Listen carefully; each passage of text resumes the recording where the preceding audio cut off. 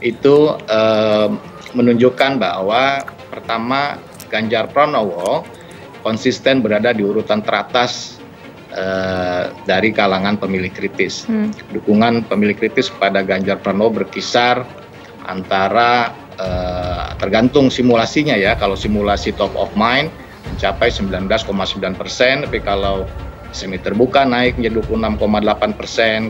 Kemudian semakin sedikit namanya semakin sedikit nama yang bersaing semakin besar. Kalau dia misalkan ada 3 nama di sana yang paling besar dukungannya, ada Ganjar melawan Anies, melawan Prabowo, itu Ganjar juga konsisten unggul di antara 3 nama tersebut dengan dukungan 34,7%. Sementara posisi kedua itu seimbang antara Anies dan Prabowo dalam simulasi 3 nama ya. Anies 23,3%, Prabowo 21,9%. Secara statistik tidak bisa dibedakan mana yang lebih unggul. Tapi kalau kita lihat dari simulasi 2 nama, kalau seandainya yang maju hanya 2 nama, yaitu Anies melawan Prabowo, itu terlihat Anies unggul dengan jarak yang signifikan secara statistik dari Prabowo. Baik. Tetapi anyway ya, menurut saya kita sampaikan saja as it is sambil menganalisis, karena kalau saya lihat survei-survei, kalau surveinya SMRC pasti yang menang Ganjar Pranowo. Kalau surveinya Yunarto Wijaya yang menang pasti Ganjar Pranowo. Surveinya siapa lagi? Jadi survei-survei yang dibilang major ini rata-rata memenangkan Ganjar Pranowo. Tapi the problem is, the question is, pertanyaan kepada independensi. Apakah mereka sumber dananya independen, tidak dari pasangan calon tersebut atau bohirnya? Yang kedua, apakah mereka tidak menjadi bagian dari tim kampanye pasangan calon tertentu, atau mereka tidak punya preferensi atau mereka punya preferensi politik? Nah, survei SMRC, elektabilitas Nasdem turun jadi 3,2% meski sudah deklarasi Anies. Jadi ini simulasi yang cukup inklusif untuk menggali kemungkinan calon presiden gitu. Di sini hasilnya sebagai berikut ya. Dalam simulasi semi terbuka 45 nama ini, elektabilitas Ganjar Pranowo ada sebesar 26,5%, paling tinggi dari tokoh-tokoh yang lain. Posisi kedua ditempati oleh Anies Baswedan 18,6%, kemudian Prabowo Subianto 16,8%. Di posisi keempat cukup jauh ya bedanya dari Prabowo, yaitu Ridwan Kamil 6%, dan di bawah Ridwan Kamil tokoh-tokoh lain elektabilitasnya tidak begitu signifikan, di bawah 2%. Jadi masih konsisten dari survei sebelumnya. Ada 3 nama yang paling kompetitif, yaitu Ganjar, Anies, dan Prabowo, begitu ya. Nah, kalau kita lihat bandingkan jaraknya, Ganjar dengan Anies ini selisih sekitar 8%, artinya signifikan.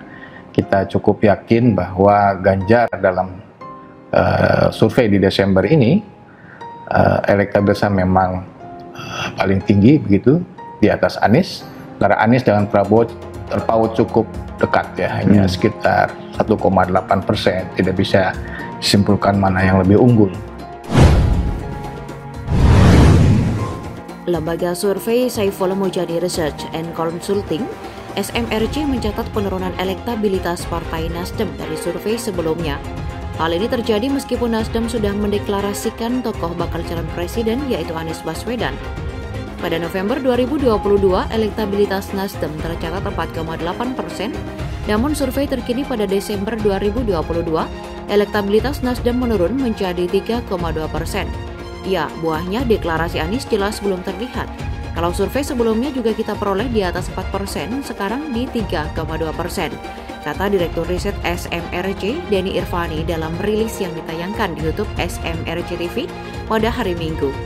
Melihat angka penurunan, ia menilai belum ada dampak signifikan dari pencalonan Anies kepada elektabilitas Nasdem.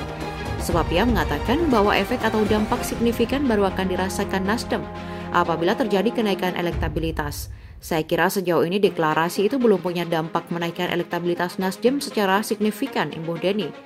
Adapun dalam survei SMRC terkini, posisi Nasdem berada di posisi 8, elektabilitas Nasdem berada di bawah partai non-parlemen yaitu Perindo.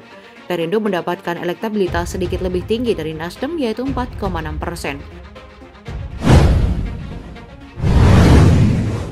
Sementara itu di bawah Nasdem ada Partai Persatuan Pembangunan atau PPP 2,9% dan Partai Amanat Nasional PAN 1,7%.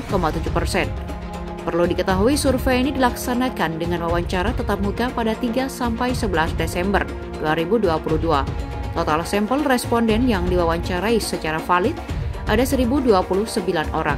Adapun margin of error survei diperkirakan lebih kurang 3,1% dengan tingkat kepercayaan 95%. Catatan Kompas.com pada survei SMRC sebelumnya, Nasdem mendapatkan elektabilitas 4,8%. Elektabilitas Nasdem saat itu juga jauh menurun jika dibandingkan hasil pemilu 2019.